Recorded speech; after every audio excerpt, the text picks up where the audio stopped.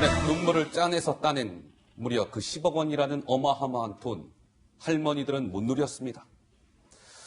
자, 그 안성 쉼터가 지금 연일 논란이죠. 예. 그러니까 안성의 쉼터를 현대중공업이 그 사회복지 공동 모금회 쪽에 10억 원을 줬고 이 모금회에서는 정의연 쪽에 할머니들 위해서 그 쉼터 잘 지어서 잘 쓰세요. 이렇게 돈 준 거예요. 자, 이 얘기 좀 해볼게요. 자, 김 기자. 근데 이 정의연 쪽에서 사업 계획서를 내는데 이게 무슨 엉터리였다 이런 얘기가 나왔습니까? 그렇습니다. 먼저 그 얘기를 짚기 전에요. 윤미향 당선인이 이 쉼터, 안성 쉼터를 어떻게 사용했었을 것이다. 이 용도에 대해서 최근에 설명한 바가 있거든요. 그 목소리 먼저 듣고 오시죠.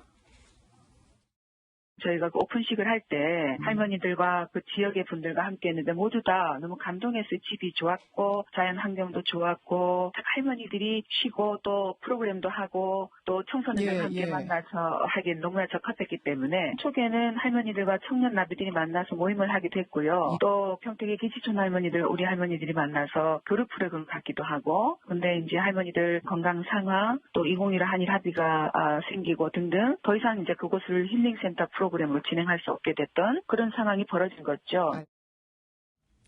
현대중공업이 10억 원을 기탁했잖아요. 이것을 그러니까요. 공동모금회 측에서 이제 받아야 되는데 이거를 받기 위해서 사업계획서를 내게 됩니다. 오케이.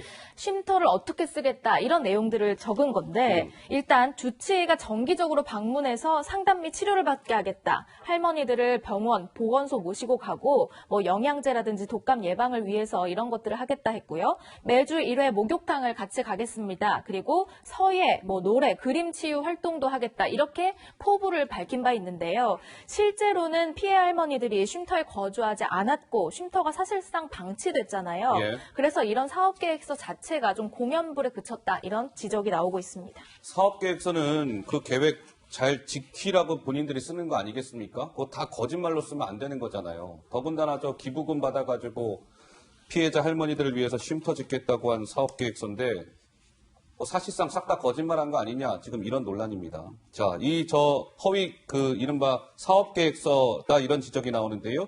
통합당 쪽에서는 이 사업계획서 말이죠. 사실은 기부자를 속이기 위한 사기 문건과 이게 뭐가 다릅니까? 정작 할머니들이 쉼터를 이용하지 않으면서 기부금만 낭비한 꼴 아니겠습니까? 라는 비판의 목소리가 나왔는데요. 우리 어느 분, 김상희 평론가님 한 말씀 듣고요. 예. 이 사업계획서는 뭐 지키기 위해서 만드는 것이고요. 그리고 지키지 못할 수도 있어요. 그렇지만 무엇보다 중요한 거는 목적이잖아요. 목적. 근데 이걸 사업계획서를 보면은 처음부터 끝까지 할머니들을 위해서 하는 거 아니겠습니까? 예. 근데 지금 이야기 나오는 거나 그 현황을 뜯어보면 할머니들을 위한 쉼터는 아니었던 거예요. 예. 그런 그러면 셈이죠. 예. 사업계획서의 목적, 돈의 목적에 위배되는 거잖아요. 그러니까 저런 하나하나 세세한 거를 다 목적에 맞게 짠 거기 때문에 목적이 틀어져 있는데 저런 걸 따지는 것조차 굉장히 무의미한 것이고 아하. 그러니까 저 돈은 목적이 틀린 곳에 쓰여졌다. 이렇게 보는 게 맞는 것이죠. 예. 김근수 교수. 예. 맞습니다. 우리가 그 학교에서도 외부의 프로젝트를 신청하면서 그 얼마 되지 않은 액수지만 그 액수에 맞춰서 사업계획서를 연구계획서를 냅니다. 그리고 그 돈을 만약에 수주를 해서 받게 되면 연구계획서에 맞춰서 하게 돼 있고요. 만약 연구계획서대로 불가피하게 되지 않을 경우가 있어요. 그러면 그 사업계획서의 내용을 변경을 신청을 해야 됩니다. 당연히 항목들이 다 있거든요. 인건비가 있고 무슨 교통비가 있고 그다음에 물품 구입비가 있고 통신비가 있거든요.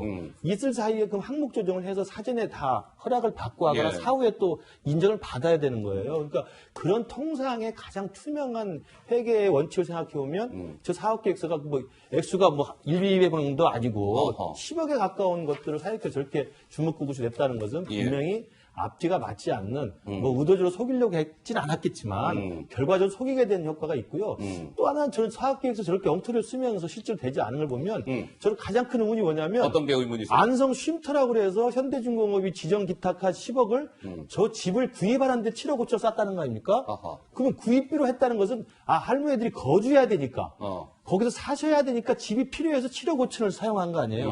그러니까 거주를 한다고 하다 보니까 사업계획서에 목욕탕도 데리고 가겠다. 맛있고 주치의가 와서 뭐 상담도 하고 진료를 하겠다. 예, 예. 왜 사는 걸 전제로 했으니까 그런 프로그램이 나오는 겁니다. 근데 지금 아까 인터뷰한 거 보십시오. 정작 한 명도 살지 않았고 거주하지 않았고 윤명 당선자가 나와서 하는 이야기는 거기에 우리 청소년들 와서 교류 협력이 참 좋더라. 경치가 좋더라. 우리 또 나비 모임 그분들과 함께 협력 프로그램 하니까 힐링도 되고 좋더라. 그것은 집을 살 필요가 없는 프로그램입니다. 세미나 할 거 있으면 다른 데 빌려서 하면 되고요. 교류 협력하고 워크샵 되지 않았습니까? 거기서 그 NGO 단체 관계자들 워크샵 하려면 그 집을 살 필요가 있어요. 워크샵 하려면 다른 데 가서 펜션 구해서 가면 되는 거죠. 그러니까 예. 저는 7억 5천이라고 하는 저 10억의 가장 많은 비중을 집을 살려고 했다고 하기 위해서 거기에 거주하는 걸 목적으로 사업계획을 내려고 저렇게 거짓말 한 거게 된 거거든요. 예, 그러니까 예. 저는 그런 면에서 보면 실제 사업계획서와 그다음에 거주를 목적으로 쉼터를 구입하겠다는 그 10억의 예. 사용 용도가 알겠습니다. 그 이후에는 하나도 된 게 없다는 거죠. 자, 근데 이 사업 계획서를 보면은요, 시청자 여러분, 이제 정대협 쪽에서 모금회 쪽에 제출을 할 때 이 사업 계획서에 구구절절 할머니들 사연까지 적었습니다. 그 10억 원을 뭐 따내기 위함이었다라는 표현은 어떠할지 모르겠으나 어쨌든 10억 원을 받기 전에. 자, 할머니들 사연 무슨 얘기입니까? 네, 할머니들의 실명과 실제 어떻게 어렵게 사시는지 어떤 생활고를 나열하면서 쉼터 정말 필요하다 이렇게 역설한 바가 있습니다. 아, 이겁니까? 작성했던 안성 쉼터 관련 사업 계획서 안에는 어떤 A 할머니는 뭐 수요 시위가 끝나고 동네로 도착했는데 어디가 내 집인지 모르겠다라고 말씀한 적도 있습니다.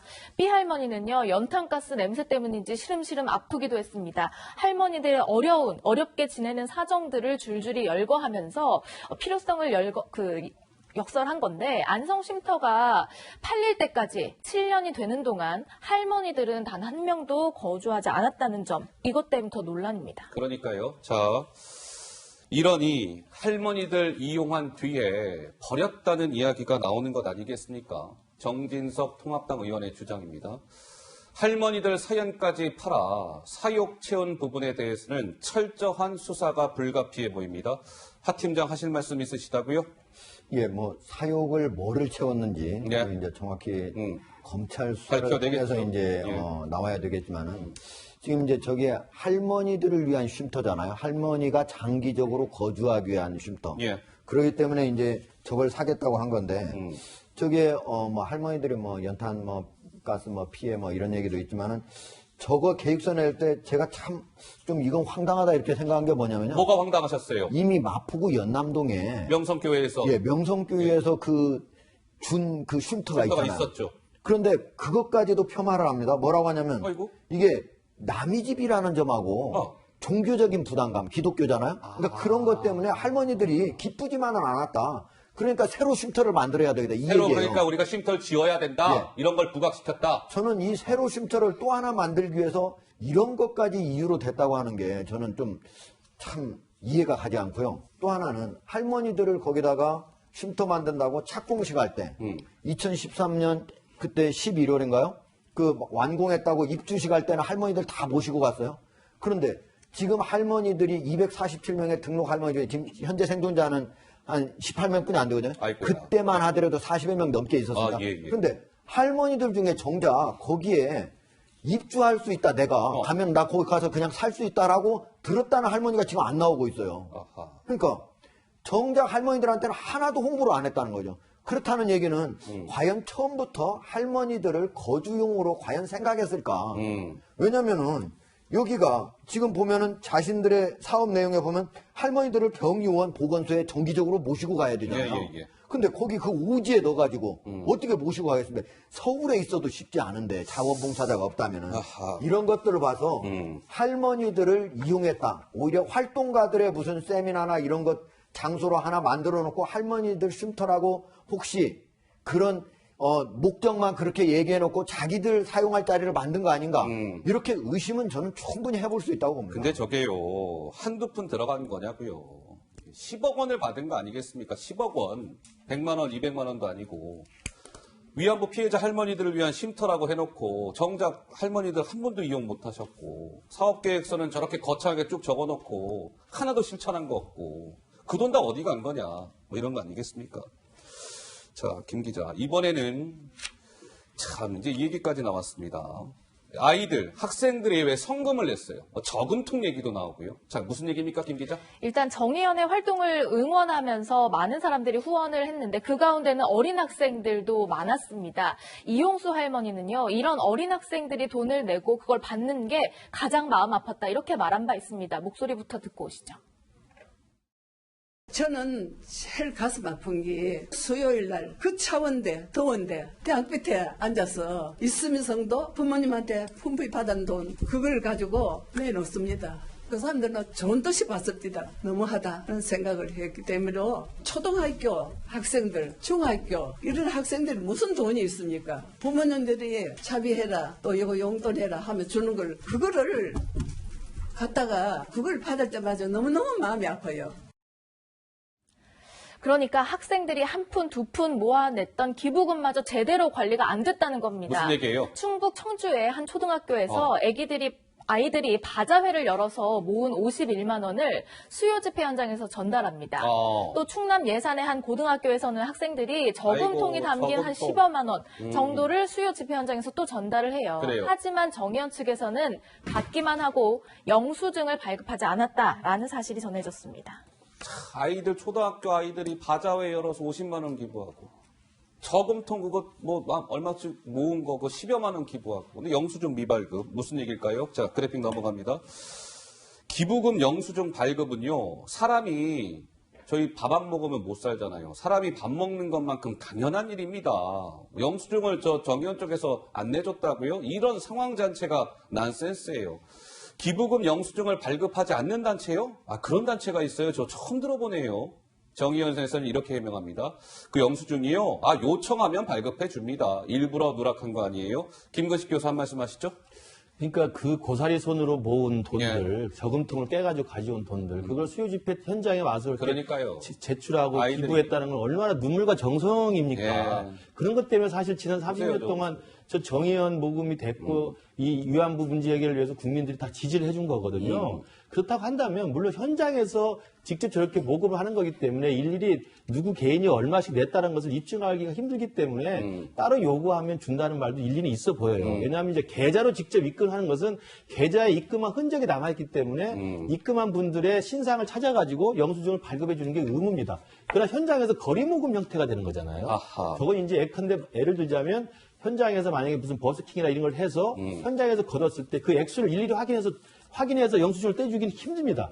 저는 오히려 그 부분보다 저 충남 예산에 있는 고등학생들, 그 다음에 어디 초등학교에 있는 바자회 50몇만 원, 이건 액수의 문제가 아니라 우리 초등학생, 중학생, 고등학생, 그 어린 사람들, 청소년들이 이 문제 해결을 위하고 일본에 대해서 우리의 그 분노를 표출하기 위해서 진짜 십시일반으로 모아서 바친 정성입니다. 예. 그 정성에 대해서 용도가 정확했어야 한다는 거예요. 그러면요. 저는 영수증보다 예. 그러면 저렇게 50만 원, 몇십만 원 준 돈을 가지고 다 모아서 빈틈없이 정말 이용수 할머니의 저런 눈물과 분노가 나오지 않도록 제때제때 잘 제대로 썼느냐의 문제입니다.